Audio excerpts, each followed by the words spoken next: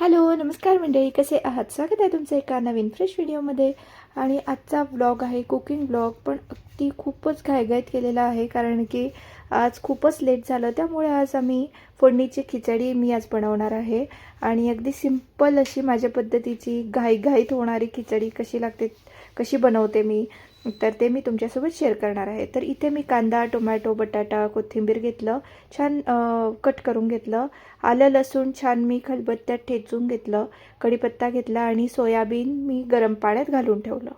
त्यानंतर आज मी मिक्स डाळीची खिचडी बनवते आहे. त्यामुळे माझ्याकडे जेवढ्या डाळी आहेत, जसे की अख्खा मसूर घेतला मी, मसूरची डाळ, तुरीची डाळ, मुगाची डाळ, आणि तांदूळ आणि शेंगदाणे हे सगळं मी मस्त वॉश करून ठेवलं. त्याच्यानंतर मी कुकरमध्ये तेल घातलं. त्याच्यात हिंग, जिरं, मोहरी, कढीपत्ता, आपली जी नॉर्मल तडकासाठी सामान लागतं ते घातलं. छान मोहरी तडतडल्यानंतर त्याच्यात मी ज्या भाज्या होत्या त्या घातल्या. तर इथे मी कांदा घातलेला आहे, बटाटा आणि टोमॅटो. तर कांदा छान ब्राऊन झाल्यानंतर मी याच्यात टोमॅटो घालणार, आलं लसूण घालणार, त्याच्यानंतर बटाटा. तर आता याच्यानंतर पुन्हा टोमॅटो जेव्हा सॉफ्ट होतो तोपर्यंत मी हे परतत ठेवणार आहे. तर छान स्लो गॅसवर मी हे छान परतत ठेवलेलं आहे. आणि आता छान टोमॅटो माझा सॉफ्ट झाला आहे. आता याच्यात अगदी बेसिकवाले मसाले घातले मी. तर याच्यात मी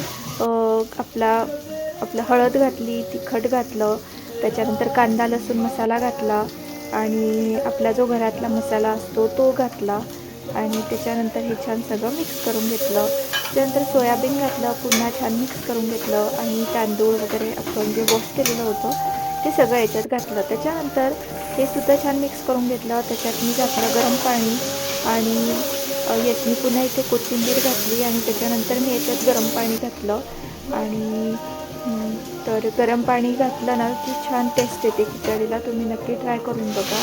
त्यासोबतच भाज्यांमध्ये सुद्धा गरम पाणी घातलं की चवीत नक्कीच फरक पडतो.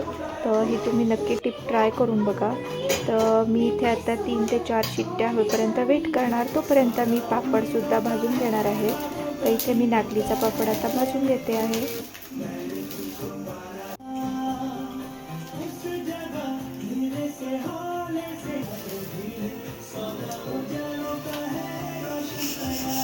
तर अशा पद्धतीत माझा सगळा स्वयंपाक आता रेडी होतो आहे.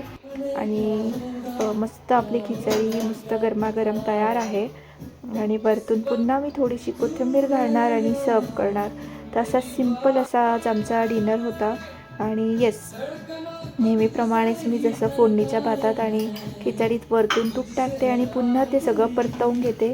याच्याने एक मस्त फ्लेवर येतो आणि मस्त अरोमा पण येतो. तर तुम्ही पण नक्कीच ही टिप ट्राय करून बघा. तर थोडंसं सॅलडसाठी मी काकडी घेतली, अर्थात लोणचं, खिचडी आणि पापड. असा सिंपल पण खूप मस्त असा फेवरेट असा मेन्यू आहे माझा हा. तर तुम्ही पण नक्कीच ट्राय करून बघा अशा पद्धतीची खिचडी. आणि आजचा व्हिडिओ तुम्हाला कसा वाटला मला नक्की कळवा.